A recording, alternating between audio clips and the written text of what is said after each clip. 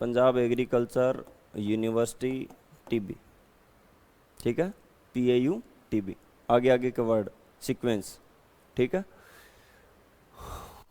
अब इसमें देखो क्या है, ये 5 स्टेज हो गई, कितनी हो गई, 1 2 3 4 5। क्वेश्चन पहला यही बनता है कि कौन सी स्टेज को जीरो स्टेज कहा जाता है, कौन सी स्टेज को जीरो स्टेज कहा जाता है, तो पिक्निडियल स्टेज को, किसको, पिक्निडियल स्टेज को।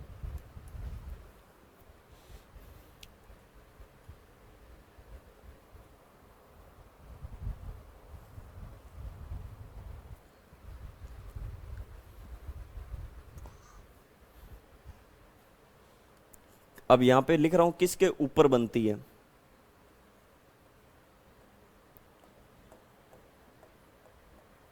ऑन बारबरी, किस पे बनेगी, बारबरी प्लांट।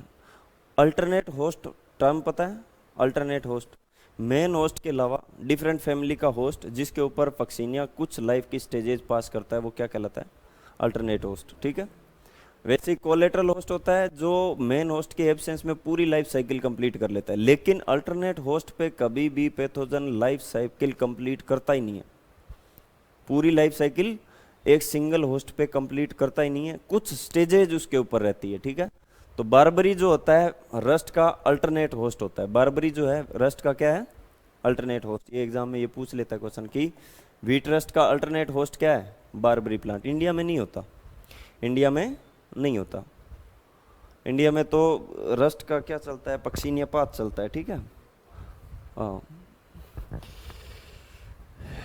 ये लिख लिया। इसके बाद लिखो, ये बारबरी पे बनती है, ये भी बारबरी पे बनेगी। यूरेडियल किस पे बनेगी, वीट पे। टीलियल किस पे बनेगी, वीट पे। बेसिडियल किस पे बनेगी,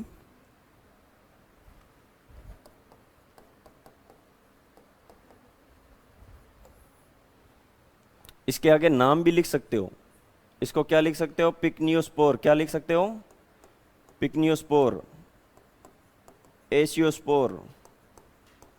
ये स्टेज लिख रहा हूं मैं पहले तो, ठीक है, एशियोस्पोर, यूरेडियोस्पोर,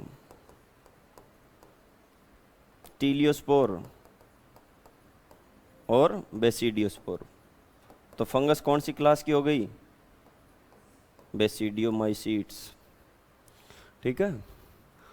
अब इसमें और ऐड करना एक चीज, यूरेडियल स्टेज है, इसको बोला जाता है रिपीटिंग स्पोर, क्या बोला जाता है, रिपीटिंग स्पोर। टीलियल स्टेज है, इसको बोला जाता है perfect stage, perfect stage. Wheat की परफेक्ट स्टेज क्या कहलाती है, रस्ट की, लास्ट में खींचना फोटो पूरा लिख दूं तब, अभी तो बहुत पड़ा है मैटर इसका, ठीक है। सीधा सा क्वेश्चन है कि कौन सी स्टेज रिपीटिंग स्पोर, या कौन सा स्पोर रस्ट का रिपीटिंग स्पोर कहलाता है, कौन सा है, यूरेडियल स्टेज। 100% आएगा, किसी भी एग्जाम में आए भले।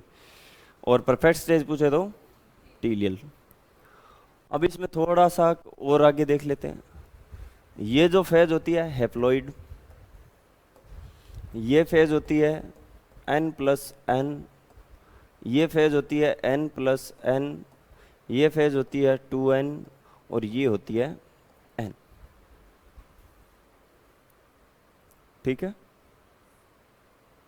समझ गए इसको।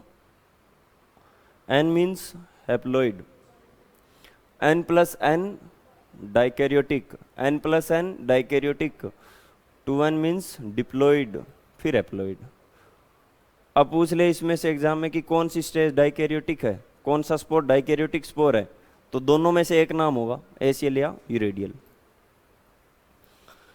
अब इसमें ये देखो कि फर्स्ट टाइम वीट को इन्फेक्ट कौन सा स्पोर करता है, वीट को कौन सा स्पोर फर्स्ट टाइम इन्फेक्ट करेगा,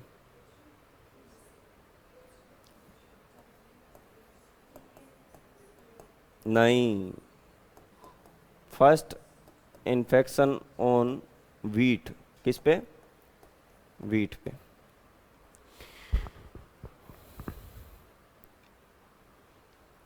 और first infection on Barbari,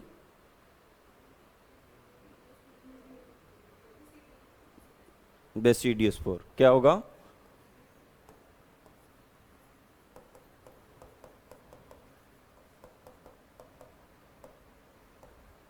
barberry, barberry bush, Mexican, temperate region में पाई जाती है ये बाहर यूरोपियन कंट्रीज में, ठीक है।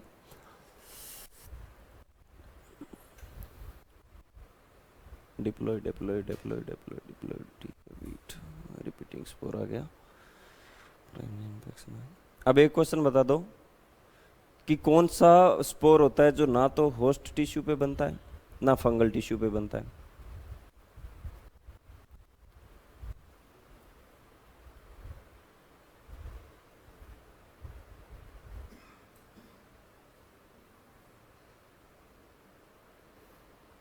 बेसिडियोस्पोर क्या है? बेसिडियोस्पोर ना तो होस्ट के टिश्यू पे बनता ना फंगस के टिश्यू पे बनता, ये सिर्फ स्पोर के ऊपर बनता है। किस पे बनता है? स्पोर पे। Spore that form on another spore, दूसरे स्पोर के ऊपर बने वो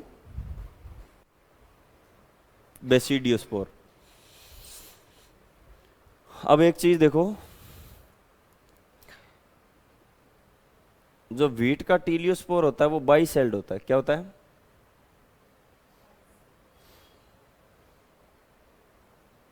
सेसिल्ड होता है। सेसिल मतलब स्टाक, स्टाक्ड, जिसके ऊपर ऐसे स्टाक बनी होती है। एक सेल, दो सेल, ये ऊपर ऐसे वॉल रहती है। इस वॉल के अंदर कलर होता है ब्लैक, इसलिए रस्ट कैसे दिखती है? ब्लैक। ये सेल जर्मिनेट होती है इधर से, ये सेल जर्मिनेट होती है ऐसे, ये भी 2n है, ये भी 2n है। एक ही न्यूक्लियस माइटोटिक डिवीजन करके दो न्यूक्लियस बनाएगा, ठीक है। 2n 2n रहेंगे, सेल बीच में से सेप्टा बना लेगी, तो एक ही जो यूरिडोस्पोर होता है वो दो सेल का टीलियोस्पोर में बदल जाता है। तो बाई सेल टीलियोस्पोर होता है किसमें? रस्ट के अंदर। अब ये जर्मिनेट होगा, ये 2n है, तो 2n डिवाइड होके कितनी सेल बनाएगा? कितनी बनाएगा? 4। कितनी बनाई? 4। ये भी डिवाइड होके कितनी बनाएगा? 4। तो कितने स्पोर बना दिए? 4। टोटल कितने हो गए? 8। तो मैंने क्या बोला था कि एक बेसिडियम पे कितने बेसिडियोस्पोर? 4। तो जो फर्स्ट इमर्जिंग हाइफा होता है उसी को बेसिडियम बोला जाता है। फर्स्ट इमर्जिंग हाइफा होता है टीलियोस्पोर का, उसी को ही प्राइमरी माइसीलियम या बेसिडियम बोला जाता है। और उस बेसिडियम के ऊपर कितने बनते हैं? 4। एक टीलियोस्पोर पे कितने जर्म पोर होते हैं? 2। टोटल कितने बन गए? 8। तो इसके ऊपर क्वेश्चन पूछ लेता है कि एक टीलियोस्पोर में जर्म पोर कितने होते हैं? जर्म पोर।